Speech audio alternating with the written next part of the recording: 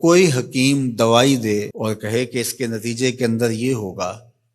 اور مریض ایک مہینے کے بعد وہ دوائی استعمال کرنے کے بعد آگے کہے مجھے تو کوئی فرق نہیں پڑا، تو طبیب نبض دے کے کہتا ہے کہ تم نے پرہیز جو بتایا تھا وہ نہیں کیا، تب اس کا فائدہ تمہیں نہیں پہنچا۔ وہ کہتا ہے میں پرہیز تو نہیں کروں گا، مجھے شوگر کا مرض لاحق ہے، میں تو دبا کے میٹھا کھاؤں گا، لیکن میں تمہاری دوائی بھی لوں گا، لہٰذا مجھے شفا ہونی چاہیے، لیکن جو آپ پرہیز بتا رہے ہیں وہ میں نہیں کروں گا۔ ڈاکٹر کہے گا پھر کرتے رہو، دوائی بھی کھاتے رہو، لیکن فائدہ نہیں ہوگا۔ لیکن اگر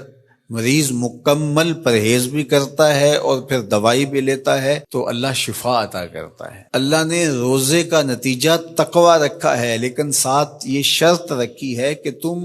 ان امور سے رک جاؤ جن سے تمہارے رب نے منع کیا ہے، پھر لازمی نتیجہ یہ ہے کہ تمہارا دل تقوی کے نور سے جگمگا اٹھے گا۔ اور اگر پورا مہینہ روزہ رکھنے کے باوجود بھی اتقاء کا نور نصیب نہیں ہوتا اور دل کو باطن کو روشنی نہیں ملتی، تو پھر اس کا مطلب یہ ہے کہ ہم نے اللہ کا روزہ نہیں اپنی مرضی کا روزہ رکھا ہے، اپنی خواہشات کے مطابق بھوک کاٹی ہے، اس کا کوئی فائدہ نہیں۔ اور حضور علیہ السلام نے واضح دو ٹوک لفظوں میں ارشاد فرما دیا، من لم یدع قول الزور والعمل به فلیس للہ حاجۃ فی ان یدع طعامہ و شرابہ، جو ایسے امور کو نہیں چھوڑتا جن سے منع کیا گیا ہے تو پھر اس کے بھوکا اور پیاسا رہنے کی اللہ کو کوئی ضرورت نہیں۔ یہ خوراک بچاؤ مہم نہیں ہے کہ اللہ نے اس لیے روزہ فرض کیا ہے کہ تھوڑا خوراک بچ جائے، نہیں، بلکہ وَيُزَادُ فِيهِ رِزْقُ الْمُؤْمِنِ، ماہ سیام میں تو مومن کا رزق بڑھا دیا جاتا ہے۔ ہر شخص اپنا حساب لگائے تو اس مہینے میں اخراجات زیادہ ہوتے ہیں، تو یہ خوراک بچاؤ مہم نہیں ہے، بلکہ یہ تقوی کے حصول کا ذریعہ ہے مہینہ۔ اور اس پورے مہینے میں اگر ہم اپنے آپ کو بچائیں گے، اپنی زبان کو بچائیں گے، سب سے زیادہ جرائم گناہ ہماری زبان کرتی ہے، ہماری آنکھیں بھی گناہ کرتی ہیں، ہمارے ہاتھ بھی گناہ کرتے ہیں، ہمارے پاؤں بھی برائی کی جگہ پہ چل کے جائیں تو گناہ گار ہوتے ہیں، ہمارے کان بری چیزیں سنیں تو یہ بھی گناہ گار ہوتے ہیں، لیکن سب سے زیادہ گناہ ہماری زبان کرتی ہے۔ تو اس لیے ماہ سیام میں زبان کو کنٹرول کرنے کا کہا گیا۔ آقا کریم نے فرمایا جب تم سے کوئی الجھنا چاہے اور تم روزے سے ہو تو اسے کہو میں روزہ رکھا ہوا ہے، نہیں تم سے کوئی زیادتی بھی کرنا چاہے تم اس سے الجھو نہ، اور کہو انی امرؤ صائم، میں روزہ رکھا ہوا ہے۔ تو روزے کے اندر تو آپ اپنی زبان کو بچاتے ہیں اس احساس کے ساتھ کہ میں روزے سے ہوں۔ یہ احساس جب جڑا ہوتا ہے کہ میں روزے سے ہوں تو کلی بھی احتیاط سے کی جاتی ہے نا، کوئی قطع حلق سے نیچے نہ ٹپک جائے۔